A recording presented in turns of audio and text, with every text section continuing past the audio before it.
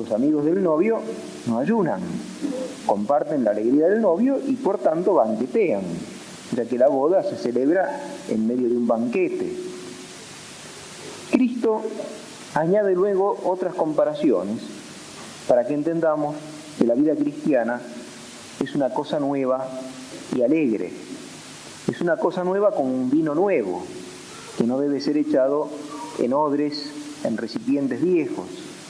Es una cosa nueva como un trozo de tela nueva que no puede ser usado para remendar un vestido viejo, porque lo rompería.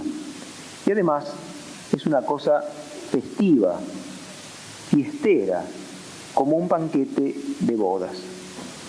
Este carácter novedoso y alegre de la vida cristiana contrastaba con el estado de Israel en los tiempos en que Cristo se manifestó a su pueblo.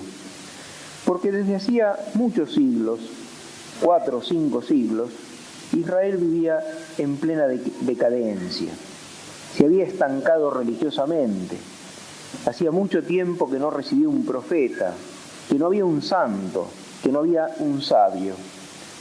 La vida que el judaísmo imponía a sus seguidores era una cosa rutinaria, monótona, opresiva.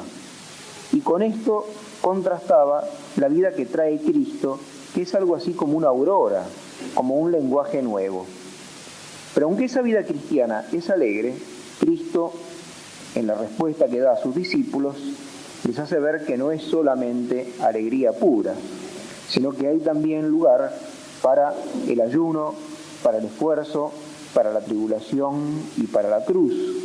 Cristo dice, cuando el novio les sea quitado, entonces ayunarán. Los apóstoles entonces no podían entender, pero Cristo les quería decir que cuando Él fuera quitado, por medio de su sacrificio, cuando tuviera que dejarlos, después de la cruz, por su vuelta al Padre, los discípulos suyos tendrían que conocer la penitencia y la mortificación. De modo que vemos que la vida cristiana incluye tanto la novedad y la alegría como la penitencia y la mortificación. Sucede un poco como se expuso en el día de ayer.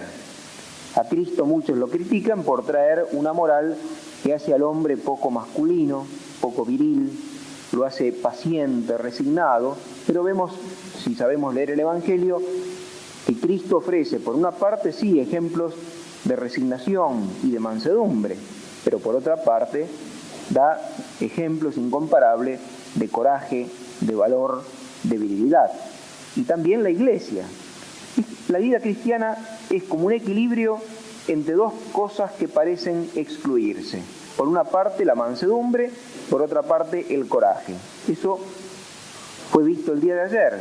Y hoy debemos decir que también incluye un equilibrio entre otros dos aspectos que parecen excluirse. La alegría, la novedad, con el ayuno y con la mortificación. ¿A qué se debe esto? Se debe a que el hombre ha conocido un gran desequilibrio. Por medio del pecado original que cada uno de nosotros ha heredado y que ha agravado con sus pecados actuales, el hombre tiende a convertir en fin lo que es un puro medio para llegar al fin. El hombre es espíritu y cuerpo. El espíritu, la mente, está hecha para las cosas eternas. Busca conocer la verdad primera, que es Dios. Busca conocer el bien absoluto, el bien más grande que existe, que es Dios, del cual los bienes de esta vida son simplemente reflejos. Pero el hombre tiene además el cuerpo, y el cuerpo necesita los bienes de este mundo. Es urgente conseguirlos, y por el pecado, el hombre tiende a buscar los bienes de este mundo, desentendiéndose de los bienes eternos para los cuales el alma espiritual está hecha. Y esto aparece muchas veces en el Evangelio, la advertencia que nos da el Señor para que no caigamos en este error. El Señor, cuando es tentado en el desierto por el demonio, está ayunando y el demonio le propone convertir las piedras en pan, el Señor le responde, no solo de pan vive el hombre. Es cierto que el hombre necesita pan para vivir, Y sin el pan el hombre se enloquece, y por el alimento hay guerras. Y sin el pan el hombre se desequilibra, pero el hombre necesita mucho más que el alimento. Cuando tiene el pan y no tiene otras cosas, también se enloquece y se desequilibra. En las cárceles hay pan y sin embargo no hay felicidad. En los hospitales suele haber pan y sin embargo nadie está contento en un hospital. Las personas que tienen mucho dinero y jamás se han preocupado por el pan, también ellas tantas veces caen en la neurosis, en la angustia y en la desesperación. Dicen los entendidos que la nación del mundo donde hay menos problema de necesidad es Suecia, porque hay un muy buen nivel de vida y además el Estado, con un excelente sistema de previsión, de ayuda, de socorro, no deja que a nadie le falte absolutamente nada en materia de cuidados, alimento, educación, salud. Parece que Suecia tendría que ser el paraíso en la tierra y sin embargo es algo así como el infierno en la tierra, porque es la nación del mundo que tiene un índice de suicidios más elevado. No solo de pan vive el hombre. El hombre necesita el pan para vivir, pero cuando tiene el pan y no tiene los bienes espirituales reclamados por su espíritu, también entonces el hombre se desequilibra. Cuando Cristo habla con la samaritana dice: el que beba de esta agua volverá a tener sed, pero el que beba del agua que yo le he de dar, ese nunca más tendrá sed. Nuestro corazón tiene sed de un bien que no está en este mundo. Y cuando se olvida de ese bien al que está llamado por Dios y que es Dios mismo, y trata de apagar su sed en las cosas de este mundo, entonces es como si el hombre bebiera un agua que es al mismo tiempo amarga, salada, pesada. Es como si bebiera en un pozo infectado. Fueran aguas viscosas que lejos de apagar la sed, la exacerban esa sed y lo enloquecen. Nuestro Señor elevó el matrimonio a categoría de sacramento, no porque es un gran bien el matrimonio. Trae al mundo nuevas vidas y la concepción de una nueva vida y el nacimiento de un hombre, de una mujer, es algo sumamente bueno. Si el matrimonio es algo bueno, la unión de los esposos en el matrimonio también tiene que ser buena. Y sin embargo la Iglesia nos dice que es mejor la virginidad. Como decía alguien, al fin y al cabo Cristo vino al mundo para revelarnos que es hijo de Dios, que Dios tiene un hijo. Y después de decirnos que Él es el Hijo de Dios, dice que lo mejor para el hombre y la mujer es no tener hijos. ¿Quién lo entiende? ¿Quién entiende esto? La vida cristiana es alegre, pero la vida cristiana constantemente exige la penitencia. La vida cristiana es algo nuevo, aparentemente optimista, y sin embargo nos impone el sacrificio y la renuncia de tantas cosas que el cuerpo reclama. ¿Quién entiende esto? Esto se entiende solo si aceptamos que entre la creación y nosotros se interpuso el pecado y el pecado nos desequilibró. Y para recuperar el equilibrio, para que los bienes del cuerpo no nos seduzcan y nos hagan olvidar de los bienes eternos, Dios nos da junto con la gracia en el momento del bautismo la gran virtud cristiana de la templanza. Por la templanza nosotros estamos en condiciones de moderar, de hacer respetar el criterio sobrenatural a los apetitos de gozo y de placer que proceden de nuestro cuerpo. El hombre es como un árbol torcido. ¿Y qué hace el agricultor cuando se tuerce un árbol y le crea otro desequilibrio? Lo ata y lo tironea fuertemente hacia otro lado. Por el pecado nosotros estamos propensos a olvidar que somos hijos de Dios, que tenemos un alma espiritual, que estamos hechos para las cosas eternas. Olvidamos fácilmente eso porque tendemos a creer que la felicidad la poseeremos si nos hartamos, si nos saciamos con los bienes de este mundo, de la comida, de la bebida, del uso sexual desenfrenado. Somos como un árbol torcido y para enderezarnos, ¿Dios qué hace? Nos tironea para el otro lado. Por eso hay épocas del año en que la Iglesia le impone a sus fieles el ayuno, o por lo menos la abstinencia, todos los viernes del año. Hoy es viernes, no se debe comer carne. La Iglesia le recuerda al hombre, le advierte severamente que no busque la felicidad en la embriaguez. La Iglesia le recuerda al hombre severamente que si entra en el pantano, se deja tragar por el fango del uso sexual desenfrenado, terminará muriendo su espíritu, terminará muriendo lo supremo que hay en él.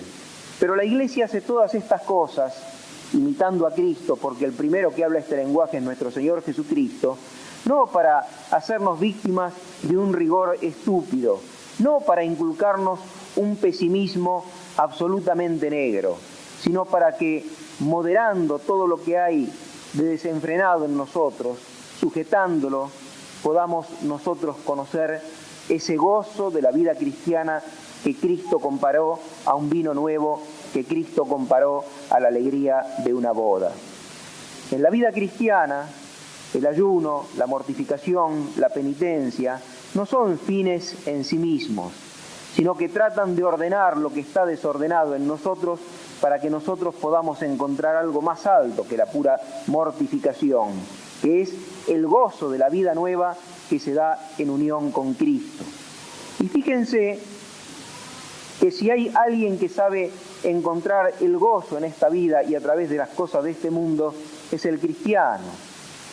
El hombre que se entrega a la bebida tiene, a medida que avanza en su proceso de degradación, tiene cada vez más necesidad del alcohol, pero le siente cada vez menos gusto al alcohol. El cristiano sabe que no debe esperar su felicidad del alcohol, pero el cristiano ve en el alcohol algo que alegra el corazón, como dice el Salmo, y que fue utilizado por Cristo, el vino, como elemento, como parte esencial de la Santa Misa. El cristiano no es tonto con respecto a los bienes de este mundo.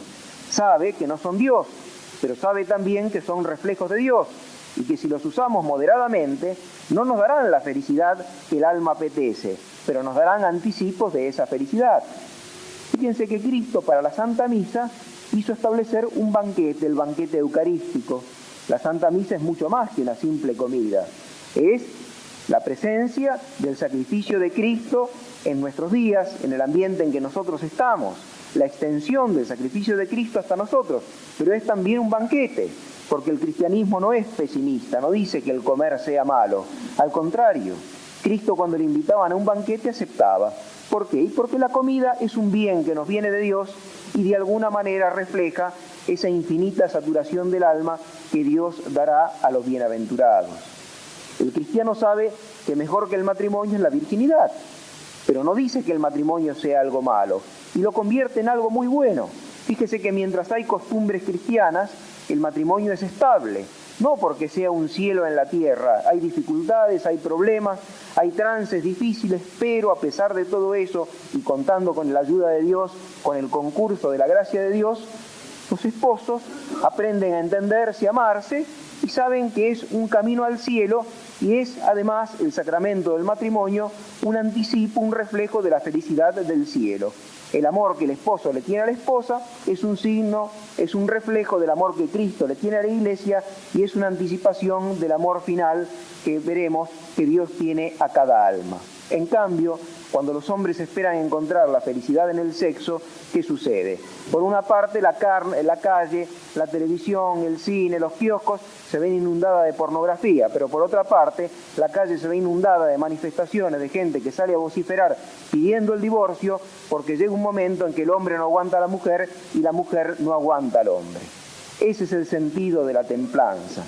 La templanza quiere inculcarnos la necesidad de mortificar nuestros apetitos de placeres corporales, la comida, la bebida, la sexualidad, para que en esas cosas, en la comida y en la bebida, y en los que tienen la vocación al matrimonio, en la sexualidad, el hombre pueda encontrar reflejos de ese bien total que es Dios. Y también hoy tenemos que decir que la Santísima Virgen es un ejemplo acabado, un dechado de la templanza cristiana. Ella, por empezar, conservó la virginidad y además hizo junto a Cristo penitencia. De tal manera estaba unida a Cristo que si Cristo ayunó y conoció los rigores del cuerpo, también ella, aunque no aparezca directamente en el Evangelio, pero sabemos que ninguna otra criatura estuvo tan unido a Cristo como la Santísima Virgen María. Pero por otro lado, ella supo apreciar los bienes corporales, los bienes terrestres, como un reflejo del bien final que es Dios. Y así, por ejemplo, ella hace que Cristo obre su primer milagro en una boda porque se da cuenta que falta el vino y ella reconoce la importancia del vino para la alegría de la boda. Y además reconoce la dignidad de la boda, la unión del hombre y la mujer, que es una figura de la unión de Cristo y la Iglesia, de la unión final en el cielo de Dios con cada una de las almas. Quiere decir que la Santísima Virgen no fue insensible al valor, a la bondad de los bienes terrestres. Y ella también para esta virtud importante de la templanza nos sirve de modelo, nos sirve de ejemplo. Nosotros somos cuerpo y alma, no somos dos cosas. Nuestro cuerpo es sostén de nuestra alma y nuestra alma está hecha para la eternidad. Pero como no estamos todavía en la eternidad, estamos en el mundo, tenemos necesidad de los bienes del mundo. Para no enloquecernos, para que no se obnubile nuestra mente, es necesario que intervenga en nuestra vida la templanza cristiana, porque de lo contrario, si negamos a hacer penitencia, si no hay en nuestra vida lugar para la mortificación, terminaremos perdiendo la noción, el gusto, el sabor, el saber de los bienes espirituales y creeremos que estamos hechos únicamente para los bienes terrestres. El dinero, la comida, la bebida, la comodidad, el placer, la sexualidad. Y entonces esos mismos bienes, en lugar de darnos la felicidad que prometen, terminarán para enloquecernos. Tenemos que conocer la mortificación, tenemos que conocer el ayuno, tenemos que conocer la penitencia para que, negándonos en lo que hay de desordenado en nuestros instintos, nosotros conozcamos la novedad y la bondad de la vida cristiana, que Cristo comparó a un vino nuevo, que Cristo comparó a la alegría de una boda. Y para que ese equilibrio tan difícil sea posible en nosotros, miremos a la Santísima Virgen María y sobre todo unámonos a ella en la invocación frecuente, en el rezo del Santo Rosario, que nos dará, por una parte, la energía como para negar lo que hay de desordenado en nuestra carne, y por otra parte, pondrá en nuestro corazón el gozo de la vida cristiana terrestre, que es un anticipo del gozo final celeste, al que con la ayuda de ella, con la intercesión de ella, todos nosotros llegaremos. Que así sea.